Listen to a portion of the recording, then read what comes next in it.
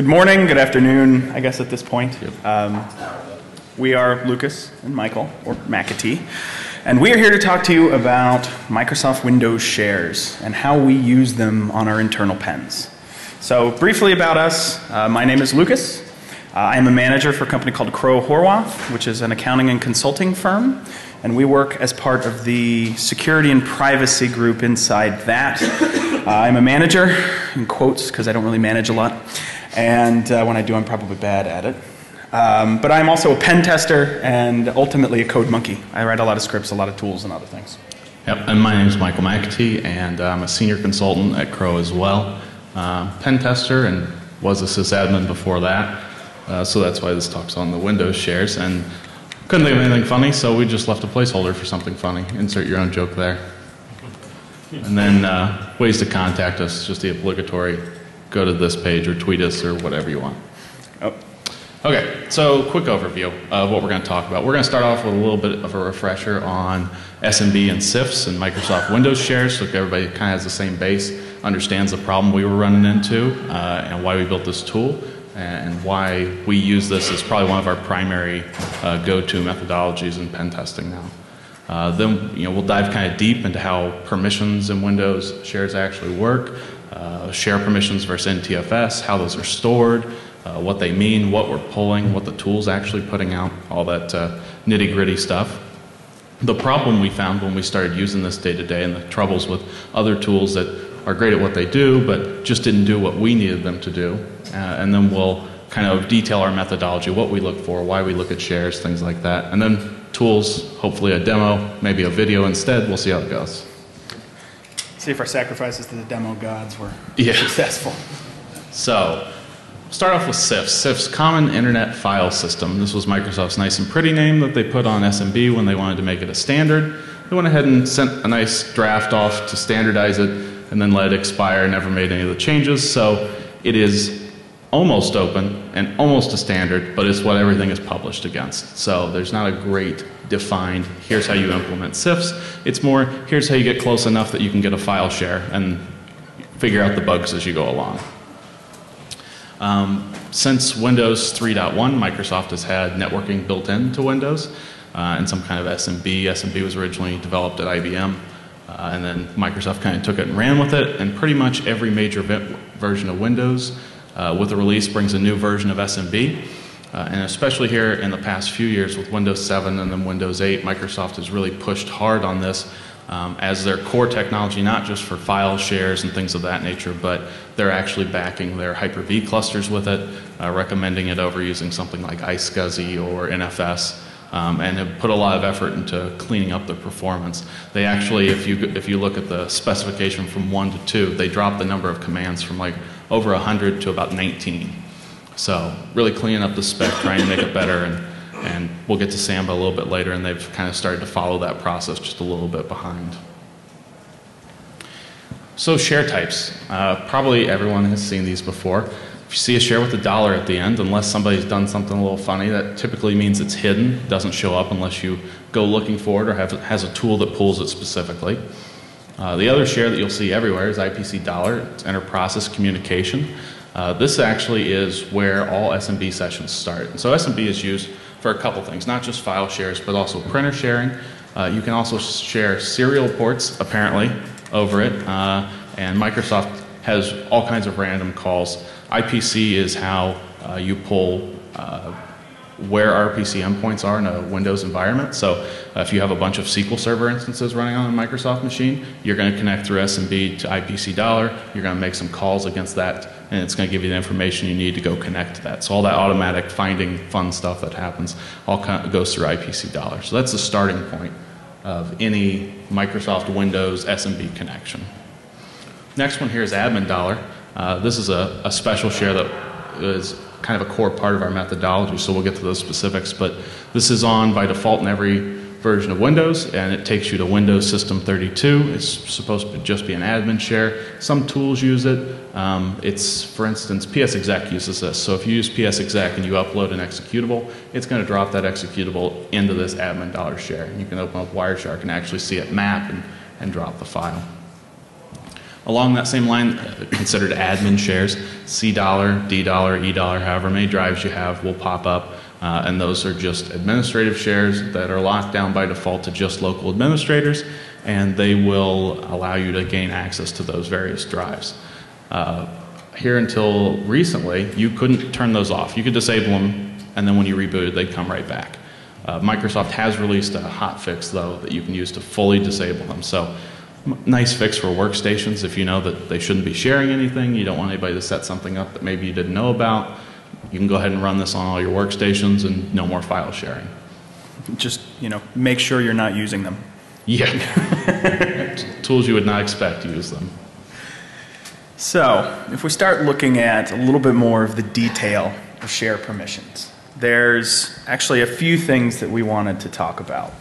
Now, the first here is what's called a DACL, or Discretionary Access Control List. It's a bit of a mouthful, but basically this is how Microsoft stores permissions for everything. It's part of what's called the SDDL, and basically it keeps permissions for a lot of random stuff. Shares, files, obviously, services, processes, threads, all have DACLs that can be associated with them. I was actually surprised when we started digging into this, all of the places that these were applied. And basically the way that they're put together is, as you can see here, it's just it's actually stored, obviously, when you print it, you get a string like this. And it is just key, colon, value, comma separated. And you will see a lot of different things. In this case, the example is for a share, and you will find the revision as well as basically the owner, the group that owns it, as well as the ACL. This is actually the DACL as part of this. And what really all this comes down to is all the stuff you can set in the security tab. It's all this, just condensed down into computer. So inside the DACL we have the ACL, and each ACL has a single line called an ACE, or an Access Control Entity. And what an ACE has is it has the principal. Now this is actually stored as a SID, but in our case we always reverse those because who wants to read SIDs all day? And so it's the SID, and then we have a colon, and then the first number basically says is it allow or deny. So in this case it's an allow because it's a 0. This is what most people use. I feel like with most of what we do, we almost always see allows. But sometimes we do see a deny. It would be a 1. The second number after the slash is basically flags that are on this ACE. The ones you see the most and the ones that are really only relevant to what we're doing here are we inheriting this from above? Are we forcing a propagation down? Those sort of settings. And then finally, we have the access mask. And the access mask is a 32-bit mask that we use for all of the various settings. Now what's important is the way this works is unified across all of the different types of objects that Microsoft keeps permissions for. The individual items within may change a little bit, but not necessarily beyond the specification. So, let's talk a little bit about files and shares specifically. I'm sure as most of you know, shares have permissions, files have permissions. And in the end, it takes whatever the lowest privilege is that you've been given. So if you have a share that's read-only, but your NTFS permissions give you full control, you're only going to be able to read from it. Shares, the permissions are pretty limited. They're limited to what we would see in the old DOS days. We can read, we can change, we can execute, but you basically see read, change, and full control. On NTFS, we have a lot more granularity that we can put in. And these are the main ones, probably pretty self-explanatory on them all. We weren't going to spend a whole lot of time on it. But if you look at special permissions, there is a lot. And with each new version of Windows, you get even more. And I mean, there's just a lot of stuff that they store. Yeah, how many people have ever opened up the security tab and what's the special thing? I'm not going to mess with it right now. When you check that, all these get enabled by default. So that's why when you hit full control and that box is the only one that gets added from having read and write. It's all of these that it's adding. Yeah, so be aware. Now, in addition to NTFS permissions, there are also attributes that can be set. These are attributes from the old days of DOS. They are still there, and basically the two that we really care about are read-only and hidden. But there are several others. And actually, sometimes you will find some interesting things with archive because you can pull things back and do some other stuff. If people have changed versions, you may be able to do some stuff with security controls. But in general, read-only and hidden are the ones we care about. Shares and directories, as well as files, can all be flagged as this. So although he mentioned earlier you can have the $ after a share, that's typically how most people make it hidden. You can actually flag it, and although it gets a little weird when you're looking at it in Explorer, it will actually cause it to be hidden. Same thing with read-only. Even if you have the permissions set, but you've got the read-only flag set, it's still only going to be read-only. So it's kind of a weird interaction between old DOS days and new days and keeping stuff backwards compatible that you have these permissions. Now, in addition to the DOS mode, recently they've also started adding in extended attributes, or EAs, and these are things that are entirely custom. They can be added by different programs, extensions. So we've actually seen backup programs will use it to flag, when they've last passed this, handle incrementals. Some antivirus programs will add stuff. Lots of things can. Now, in the end, for us as pen testers, it's it's not as no problem. It's not as big of a deal. These are things we're seeing in user space. We haven't seen any vulnerabilities or anything that we've done with it, but there's probably some potential there. So it would be awesome if someone dove into that and took a look. Especially going forward as Microsoft starts to use them more. So. Yeah, a lot of internal tools and other things are using it. So if we get into the ultimate nitty-gritty of DACLs and permissions, this is what an access mask looks like. As I mentioned before, it's 32 bits. And in the end, it all comes down to this. So in the center, in the green, you will actually see what are the global or standard access rights. And these are available on every single type of object. So the rights that you have are pretty generic. The first one is synchronize. And basically what synchronize says is, are we allowed to access this object synchronously or asynchronously? Does my thread have to hold or not? It's not one we've ever even worried about. From a file and directory perspective, you are pretty much always allowed to do it asynchronously, otherwise the system would break. The next one, I'm going to have to... oh yeah. Okay, so the next one is basically, are we allowed to write the owner? Can I change the owner of this object?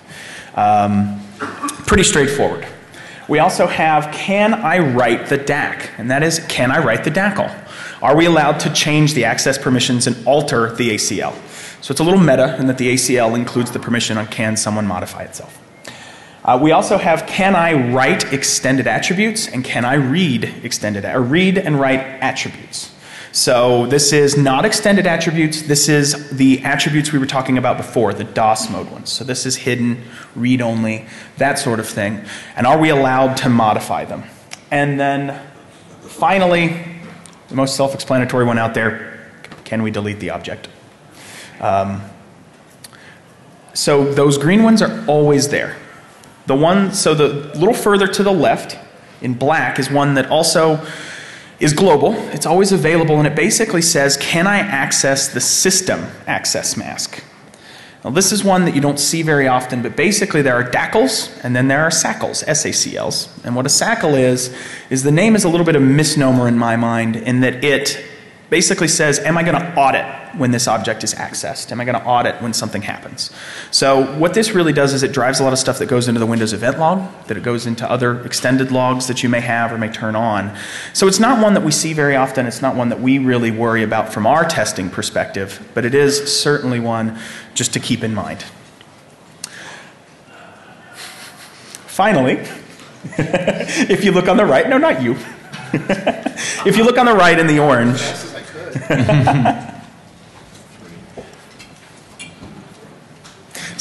okay, so if you look on the right in the orange, these are the ones that are specific to files and directories.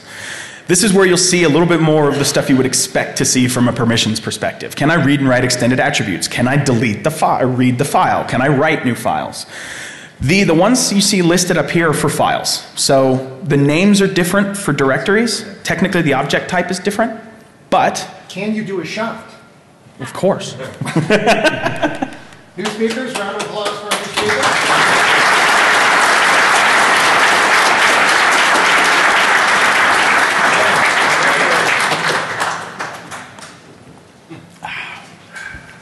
And this is where the presentation went downhill.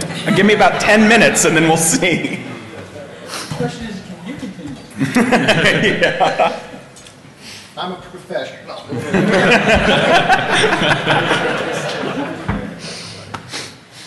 Okay, so in the orange, the ones that you see up here are what you'd expect. As I said, with files, those are the names you see listed here. With directories, well, honestly, on a file, if it says, can I write to the file, the permission on the directory says, can I create a file? So they map. They are pretty standard. In fact, in some of the stuff we've done, we don't even bother keeping the two names. But just in case you ever decide to go look at this in Microsoft's documentation, A, I'm sorry, and B, note that the names will be different. It is extensive documentation. Yeah. I made him do it.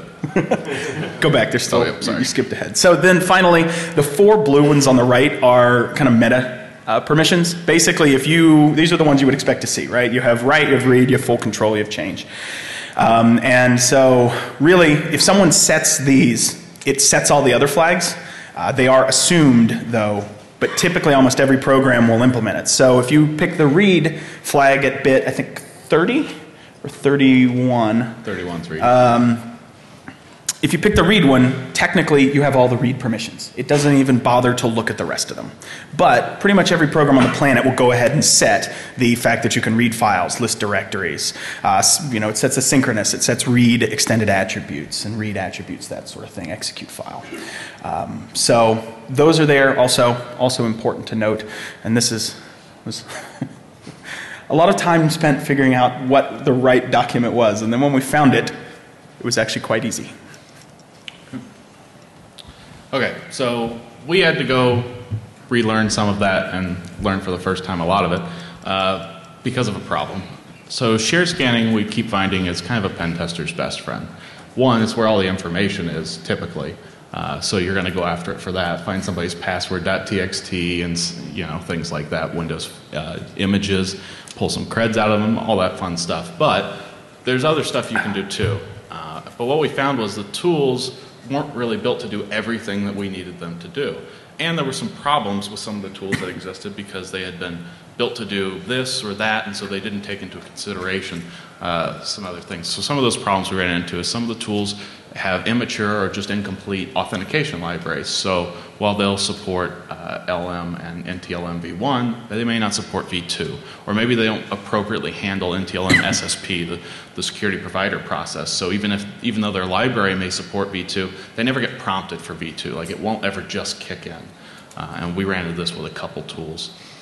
It includes, oftentimes these tools aren't share scanning tools. What they are a support scanner, a vulnerability scanner, a generalized security framework, and we'll go through some of these tools later, but they do other things. So, Nmap scans for open ports before it does any of its scripting stuff. Nessus does some checks to see what kind of system it's testing so that if you've checked don't scan printers and all that stuff, it knows it's not a printer. Just a lot of traffic that isn't share traffic and oftentimes can tip somebody off that what's going on in the network is something weird, something malicious. And we wanted it to be as clean and all legitimate traffic, so it's much harder to detect. We don't like getting caught. No. The other thing is slow.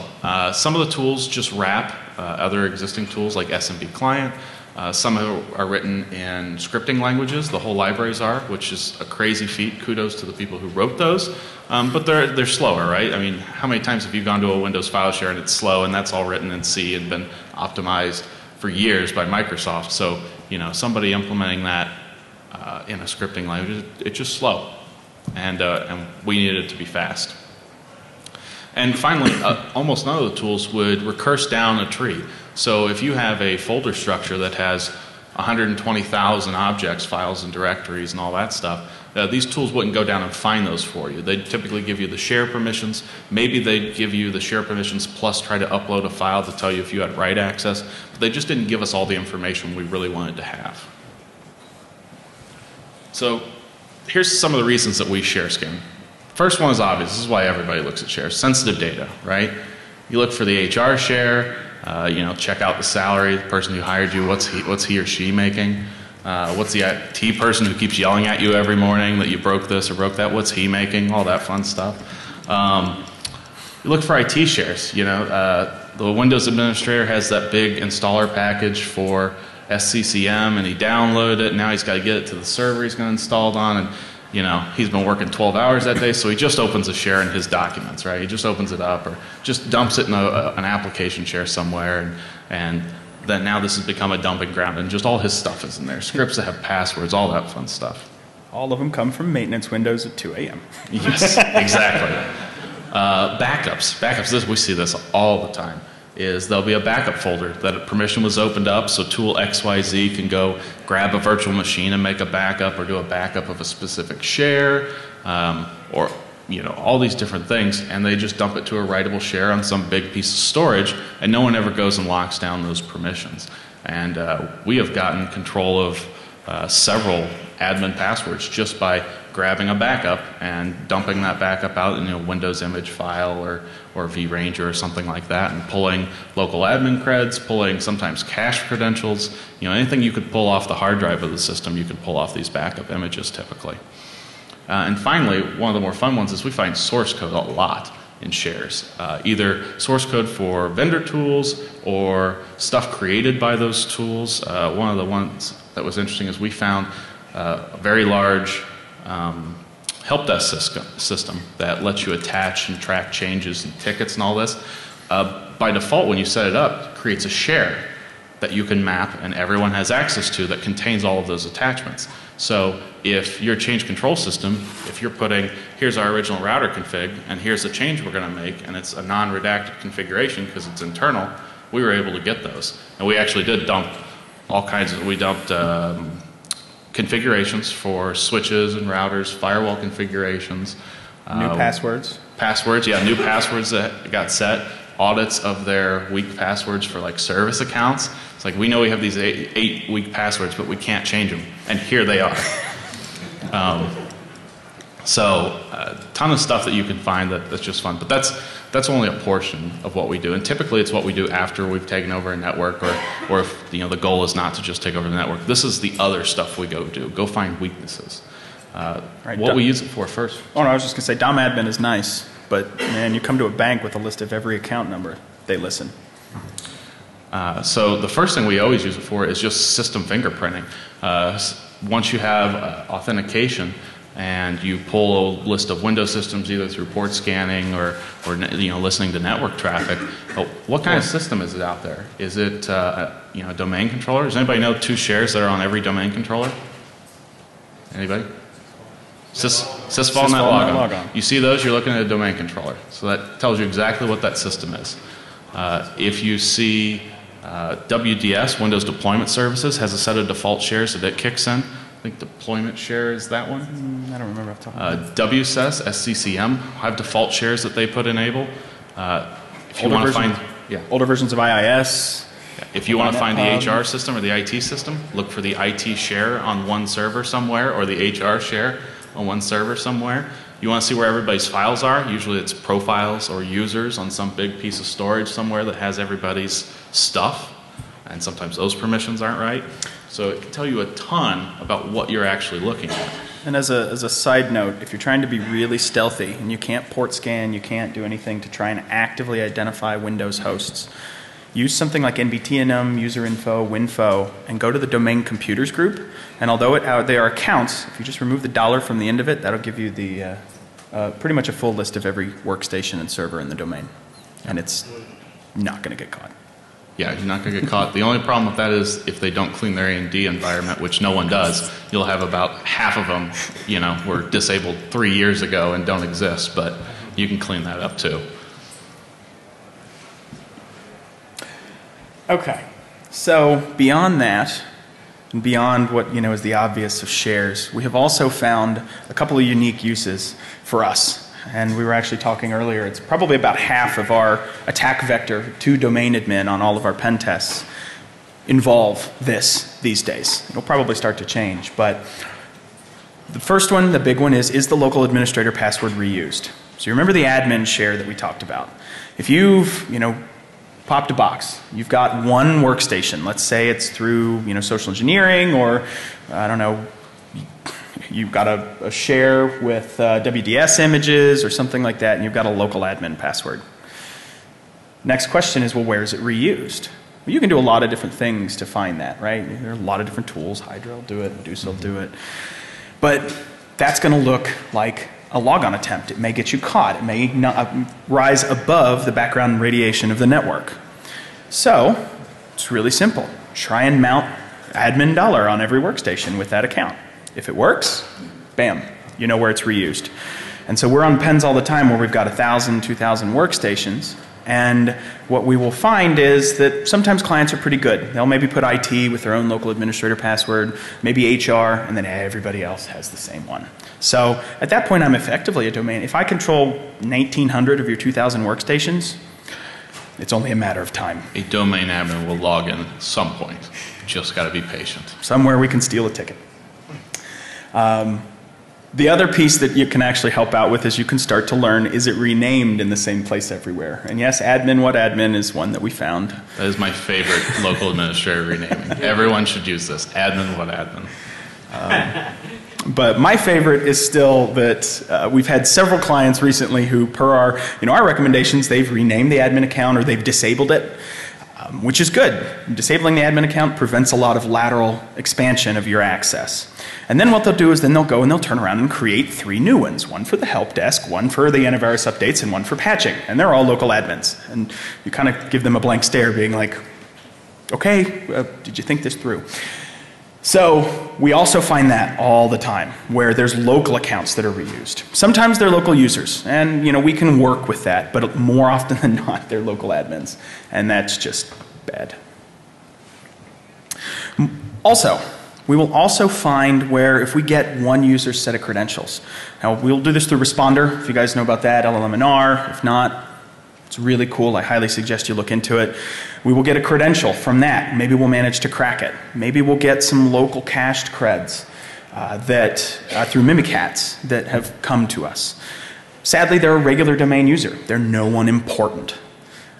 But you will often find, again, you've got 2,000 workstations. How often do you think the admins have gone through every single workstation and made sure that people aren't a local admin on it? How can you make sure that that workstation hasn't been upgraded from Windows NT and still has the everyone group in the local administrators? Well, it turns out pretty often that's the case. So I would say consistently we will find 1 or 2 workstations or maybe a server where everyone is a local admin, where domain users has been put in that group. And we're now immediately escalated up. Now all we got to do is get an admin or DOM admin to log into that or do something to get credentials. Half the time they're already in there. So again, what we'll do here is as soon as we get creds, hashes, passwords, whatever, we will start scanning for the admin dollar share across all of these systems to see where we have admin access. And then it's just one more step, one chink through that.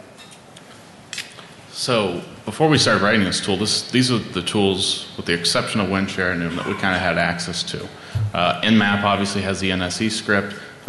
They've been working on the authentication piece. We had some trouble with that, but besides that, it's fast. It gives you the default permissions for that share. It tries to upload a file to see if you can write to it, lets you know if you can read to it, prints it out in a nice format that you can then go through and parse. But it's a port scanner. It does port scanning beforehand. It does other checks. It checks for random ports that aren't related to Windows traffic. So it's kind of easy just to look at traffic and is there a port scan being done? Yes. Okay, this probably is not an actual share mounting. Sysinternal Sharenum, very hard for a pen tester to use this. It is kind of finicky. Now, if you are a Windows admin and you're wanting to review your own share permissions and kind of look at things in mass, it's a great tool. But it's kind of hard for us to use this at scale if we're trying to look at 2,000 Windows systems and we don't necessarily have a domain machine to run it on. Yeah, it won't let you put in creds. And then Nessus. Nessus actually, our biggest complaint there just used to be that it was slow, but it's gotten a lot faster here in probably about the last year. It will go to some level of recursion. It's not really clear how far it will go down, but it will pull some files and folders and tell you the permissions there. It will tell you if you have write permission. Again, it tries to upload a file to verify that you have write permission. But it's a vulnerability scanner, so it checks if it's a printer. It checks if it has certain ports open. It checks if it's a Novell system. So it's pretty obvious that something that's not just mounting a Windows share is going on. And the plugin will actually look for several common share names, so it's also easy to identify because it'll try invalid shares just to see if they exist. Metasploit has a couple different modules that we used to use. This was pretty much what we used to use for this before we wrote share enum, and that you can just try logons, which is just failed logon attempts if you don't do it right, or successful logon attempts with no activity. Again, looks a little suspicious across maybe 1,000 Windows workstations. It also has the ability to pull shares. Again, it doesn't really recurse. It kind of gives you that high level, what access do you have to the share. It'll try to mount or try to upload a file to see if you have write permissions.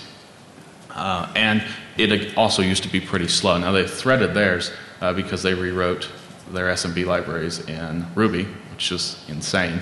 But so it can be very fast. WinShareNew is one that we found actually while we were writing this tool, and it runs on .NET 4.5, I believe. So a little finicky to get it running, but once it does, you can provide it creds. It pulls a lot of the information we do. The only thing it does that kind of bothered us is if it gets a failed access attempt, it will try a couple times just to be sure it really got the failed access. And again, that just looks malicious. If you're looking at those logs, why were there 4 failed logins in a row? It'll try to anonymously bind whether you gave it creds or not. So it's just some additional stuff it's doing to really give you a thorough review of that share, which is not necessarily what we want. We want to glean some information from it while not being too noisy. And then finally, you can always use Explorer, NetUse, and SMB client. If you haven't used SMB client, if you've ever used a command line FTP client, that is SMB client, which is for Windows shares. So you can list the shares, you can connect to them, and you can do mget, input. It doesn't really tell you the permissions. If you don't have permission, it yells at you. If you do have permissions, it'll download or list the file or whatever it is. That will take forever. Okay, so these are a lot of the tools that we've used to use. They were great tools, but they didn't meet the need that we had, which was to do it in bulk without sending a lot of traffic. So we thought to ourselves, well, we can probably be like a lot of other hackers and just do it ourselves. And we sat and thought, but we're not crazy. We don't want to implement, SMB in Ruby or Perl. And at the time, that really wasn't there. But there actually is a group of people that have done this already, and they've done a pretty damn good job at it, and that's Samba. They have libraries that they use. I mean, Samba 4 can emulate a domain controller. It does a pretty good job. I actually have one client that manages their entire environment through Samba. They're crazy, but smart. And so basically what we decided is we're going to use the same libraries that SMB client does. There's a nice abstraction library that they have called libsmb client, which provides a lot of functions that you can use to call all of these different things. And it's a lot faster. They have compiled IDLs that allow them to make RPC calls quickly. It's much more native, and it's written in C, so in general it's going to be just faster than using an interpreted language. The other really nice benefit here is the Samba team works really hard to make sure that they can support all of the same stuff that Microsoft does. Now obviously they lag a little behind because they have to implement specs after Microsoft comes out with them, and it's open source so they don't have the army of programmers that Microsoft does. But it supports all of the cool stuff that we need. NTLM-v2, SSP. Our tool doesn't do it, but if we really wanted it to, it would actually support Kerberos auth. If any of you have all Kerberos authentication, good for you. We're not implementing that until we find someone that does. So it made this a lot easier for us. And Samba is everywhere, by the way. Almost every printer.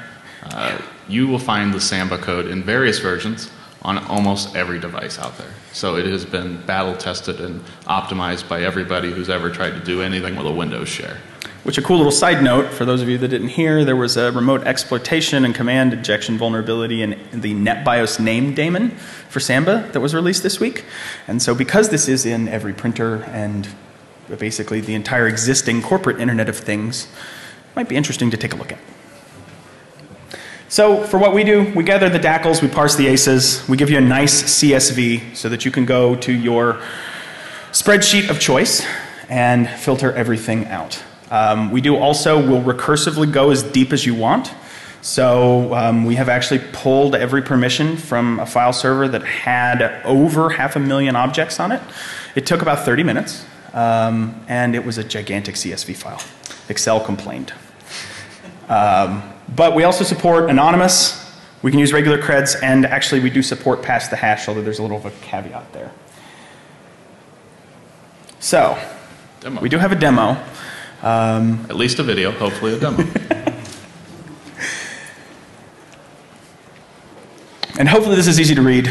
We always hate it when always see people that. get... Is it good? Is it up there? I can't see Good? it. Can everybody see? All right, good. We always hate it when people throw up a terminal and it's 12-point font, black background on green. Okay. So, just give you the nice little print here. Again, we have a nice menu that tells you all the flags. You can also see that on the GitHub page since we're making it big so you can actually see what we're typing. It's not as nicely formatted. But so the first one is just enumerating shares. So we have a set of creds. We have a list, a one IP or host name per line file of the targets we want. Actually, I can cap that. So you'll see. We have a few hosts in a test lab in our Yep. labs. Few hosts we want to see. What do these creds have access to? What shares are out there? So we do share enum. We give it a user. You can do without the domain, but I'll do the domain. Bash, you got to escape. That has bitten us a couple times. Make sure you type it right, you lock out accounts. Yeah. We have locked out accounts too. The password, super strong password.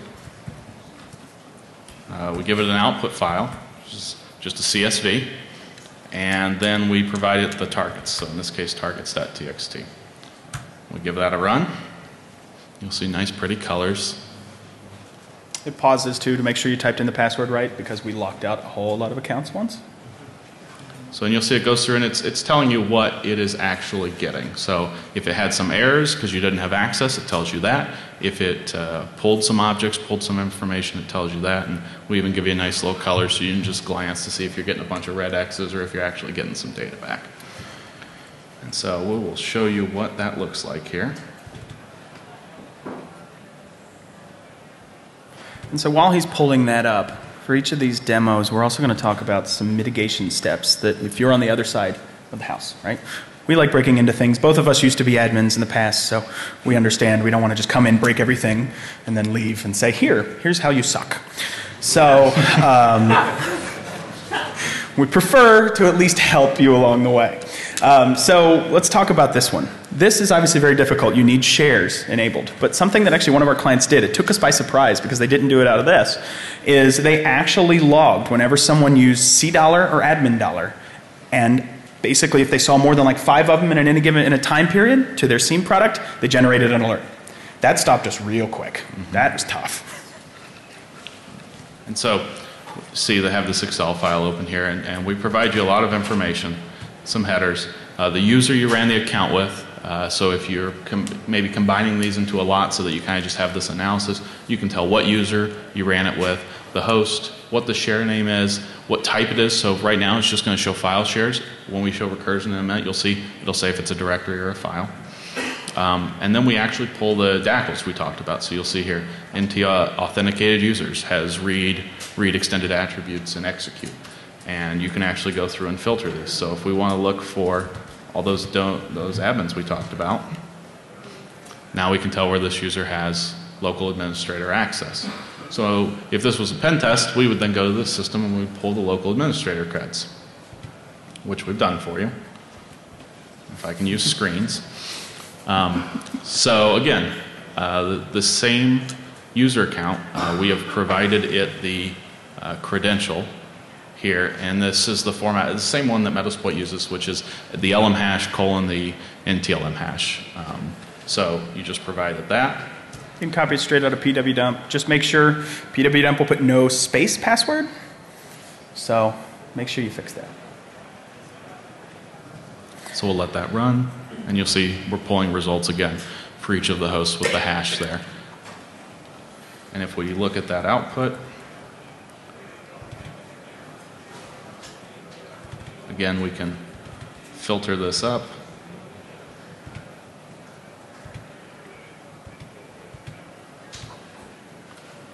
And again, we just ran it with that same user, so still just this one account. But if we had run it with the actual local administrator, then we'd see that admin share everywhere. And actually, I tend to, if we're running a big host, I'll have grep open just looking for admin dollar with write access, and that'll tell you that you've hit a system where you have local admin. And so let's take a minute to talk about local local admin access.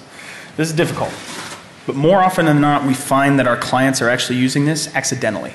It was not a situation where they wanted everyone to have local admin. It wasn't a situation where they needed it. It was merely a situation where they forgot, where they set it up once and turned it down. And so this is where actually doing that review, there's a whole lot of tools you can get to just do groups. You can obviously, we listed a few that'll pull the shares. You can filter on admin dollar like we are here. It's a good review. It's something that you can do probably once on your network. It's going to take a while if you've got a large network, but you can do it. If you want to get more granular, you can also use tools like DumpSec, Exporter Pro, and others. Nessus will do it. That will actually pull the group membership on every system, and then you can do a review as well. It's a couple hours. I know that's a couple hours most of us probably don't have, but to be honest, keeping people from having local admin is one of the, I'd say, 3 top things we could recommend to keep, at least keep your pen testers frustrated, and we're the people you want pissed off. So the next demo here is the recursion feature. So you'll see we've added, same thing as before, password, username, but we've added this R flag. We're going to have it go 10 levels deep. So it will recurse down any shares that are available for 10 levels. And we're only going to run it against one host. So there's a third way you can provide hosts, but you can provide a file that's one IP or host name per line.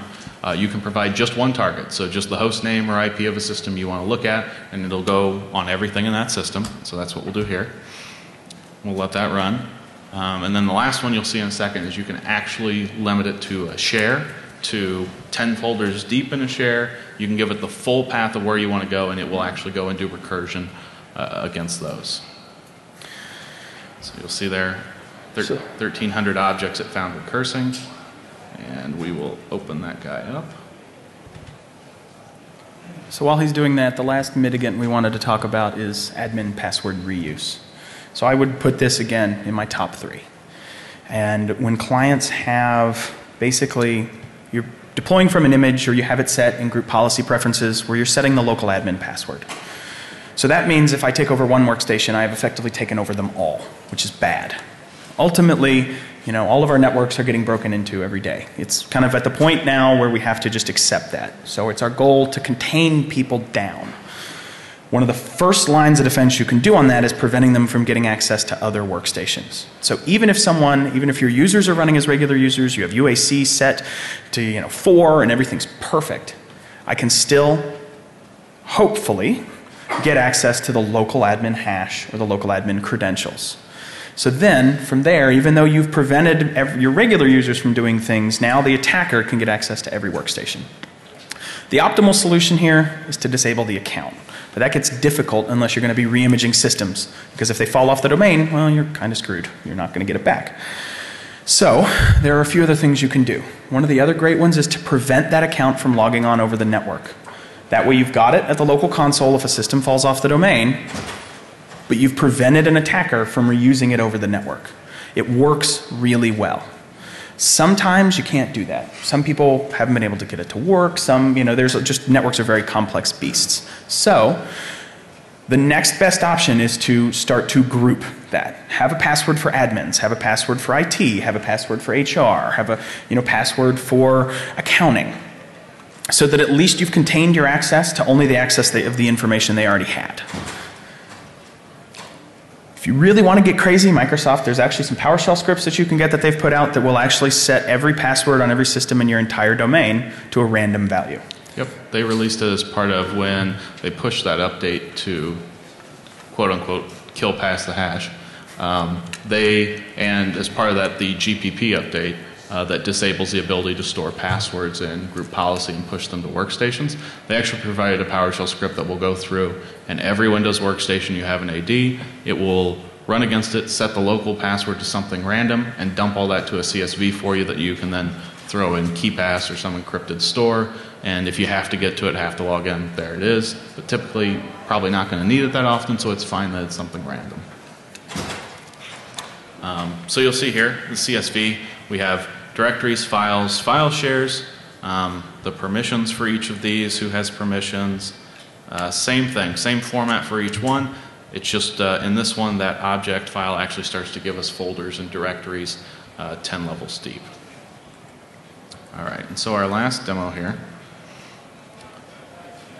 you will see, so we're going to give it a specific path. So If you had looked through the results, if I had let you look through the results that we had before, you'll see there's this folder called A Smith, looks like a user directory. I want to know everything that this user has in their user directory, so we're going to run 100 levels of recursion against it and pull everything in just this share. Don't want to do it against everything. This has bitten me before where there's a file server, and I want to go really deep on one share, but they also have 10 other shares that are just massive, and it'll just never finish if it has to run against each of these. So you can specify as specific as you want to be.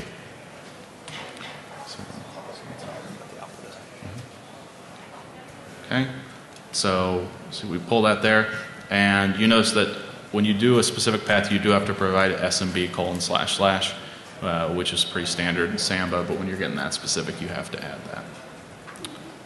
We'll pull up. No, let's not worry about that. No? Okay. Yeah, we got 5 minutes. Okay.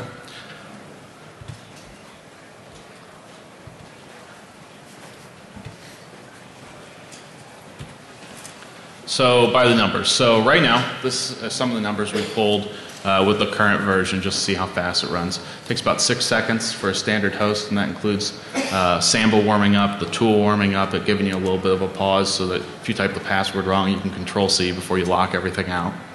One host with some recursion for about 6,200 objects takes about 3 minutes, 3.5 minutes. This isn't quite as fast as we'd like it to be, and we'll talk about some ways we're going to try to make it faster, but it's still, from what we were doing, it's much quicker. And finally, a small network with some very limited WAN links we ran this against, so kind of a typical network for us where you have remote locations that just have really shoddy connectivity.